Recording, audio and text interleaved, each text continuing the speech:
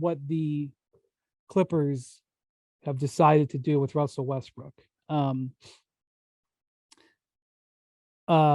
Spears, what was your initial reaction when this went down, where the Clippers went ahead? Because this was not a simple decision. Yeah. There was a whole bunch of players that got bought out and were already playing for other teams while Westbrook was still hanging out there. There was all kinds of meetings within the Clippers. Woj reported that Westbrook had discussions with Lawrence Frank, with Ty Lue. I'm sure Steve Ballmer had a lot of talks with his front office and Ty Lue. Like, this was not a simple decision. What do you think about the Clippers, going in and pulling the trigger on Westbrook? Yeah. Well, I'm guessing that Paul George must have really, really fought for him and wanted him. And, they had obviously by this, they must have had a pretty good relationship in Oklahoma City, for him to want to do this. And it allows Russell to stay home. But like, the Clippers, I think, have a good problem because, you got, I don't know, respectfully to Russ, Eric Gordon's a sniper, boy. I'd probably play Eric Gordon over him. I could be wrong. Eric Gordon had 7 in the last game before the break. The Clippers had one of their better wins of the season. They went into Phoenix and won I think the game was in Phoenix. They beat Phoenix. Had been hot. Phoenix had won 5 out of 6 because Chris Paul and Booker were healthy again. Ayton has been playing great. They go in there and win. And Eric Gordon was really good in that game. Yeah. Had 7 assists and 16 points off the bench, operating the offense. But look at Terrence their guards. This is their guards, right? The reserve guards. You just mentioned Terrence Mann. You got Eric Gordon, Bones Highland, a talented young player. I know Amir Coffey and Boston Jr., Brandon Boston, they were already frustrated about their lack of time probably. And now they might as well just go enjoy the sights right now, and Norman Powell is kind of like a swingman to me.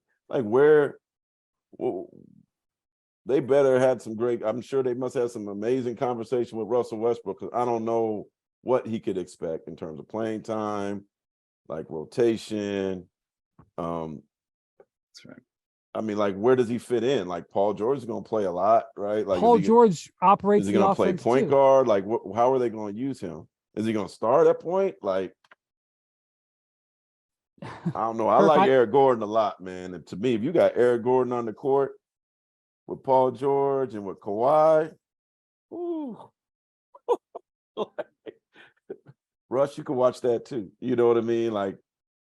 I'm trying to keep Eric Gordon on the court with them two guys as much as possible. Union Pacific Railroad wants you to join its team. It's an opportunity that comes with great pay and benefits. There are a variety of open roles across its 23-state network, including train crew positions with hiring and relocation incentives of up to $50,000 in some locations. You can even get a free college education while working. Union Pacific Railroad connects hundreds of communities, hauling goods Americans rely on every day. Get your career on the right track with Union Pacific and apply today at up.jobs/sports. That's up.jobs/sports. I was pretty surprised. When I saw it, I was like, wow. Because I think Kawhi had to have been for it too. Right. But Paul George was the catalyst. Kirk, I was like, wow, I can't believe they did it. But do you start him? What's his role? What do you guys think his role is? Listen, man, you cannot start him. Come on, man. You cannot start him. Absolutely not. No, it is absolutely not an option. So then when do you bring him off the bench? Never. How do you use him? Never. What's his role? Exactly. I don't know. That's the big question, guys. This is a question of role clarity. If you're telling me Westbrook's going to play 30 minutes a night for this team, I hate this move. I hate it. I've watched a decade of it. This guy is inefficiency in a can. He turns the ball over more than almost any other player in the league. He takes shots that other players, teammates should take. It is going to come down to how he's being used. And here's where I was with this team.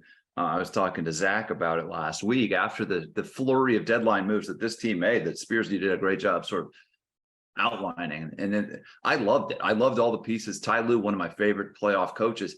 I thought those trade deadline moves gave Ty Lue a lot to play with. And he's a great tinkerer, a great strategist. I love that pre-Westbrook flurry of moves for this team's playoff. If you look at the numbers with Kawhi and Paul, man, this team is starting to just hum. And that I love the versatility they have. And then they just throw this in there.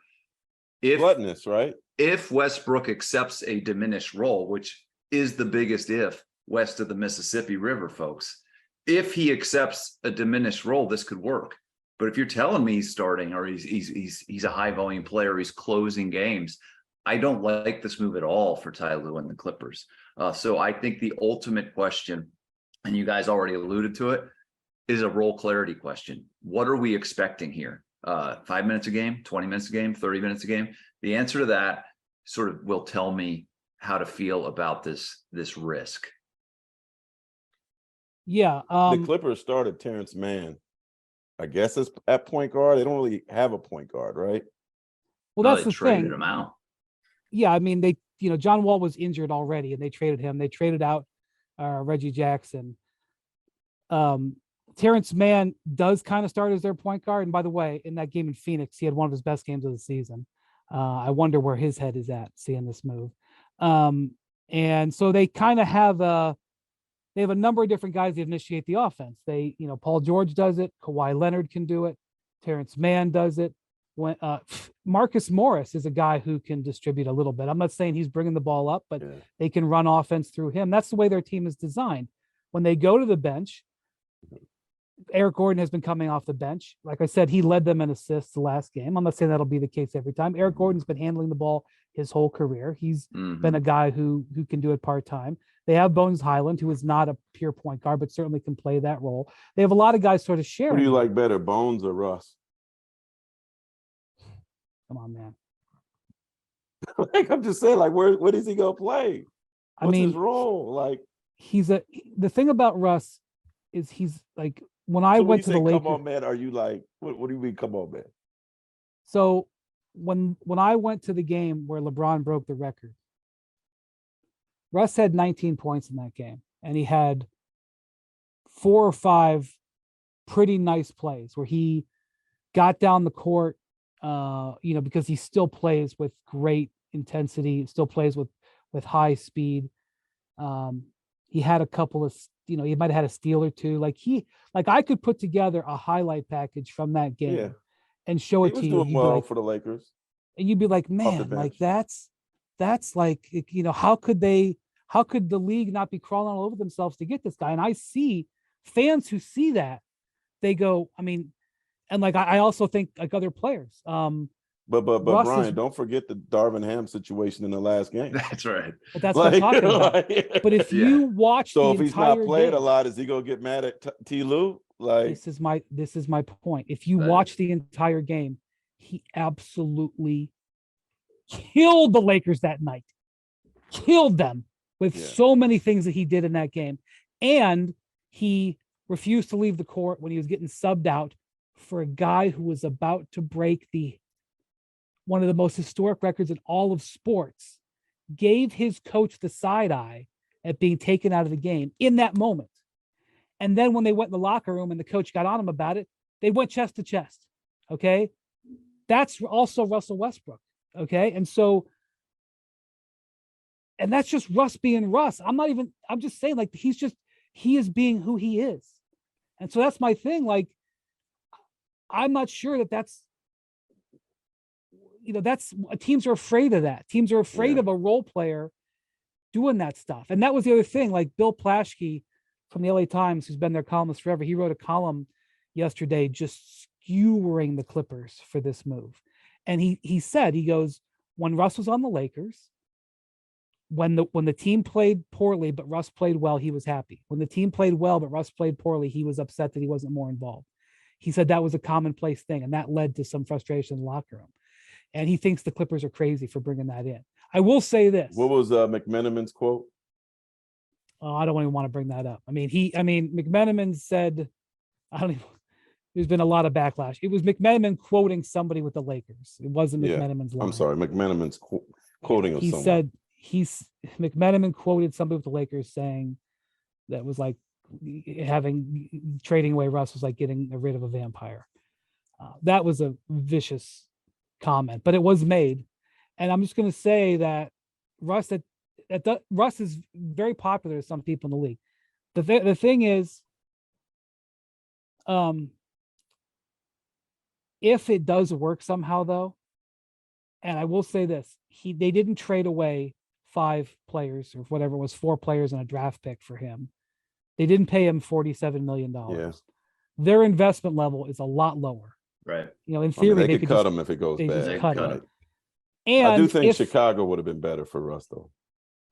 I think he fits better in that situation because the expectations are way different. And it's not like he's joining a team that has got a lot going for it, especially at guard. And a coach who's coached him. Right.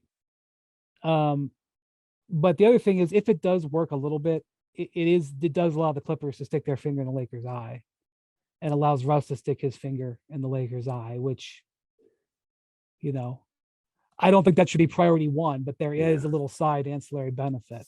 I just don't think they needed him. I was like gushing over their team before the All-Star break, all the moves that they made and how they looked. So I was like, it's just kind of like it's kind of gluttonous. It's a little risky, but like you said, if it doesn't work, they could easily say goodbye. Thanks for watching ESPN on YouTube. For live streaming sports and premium content, subscribe to ESPN Plus right now.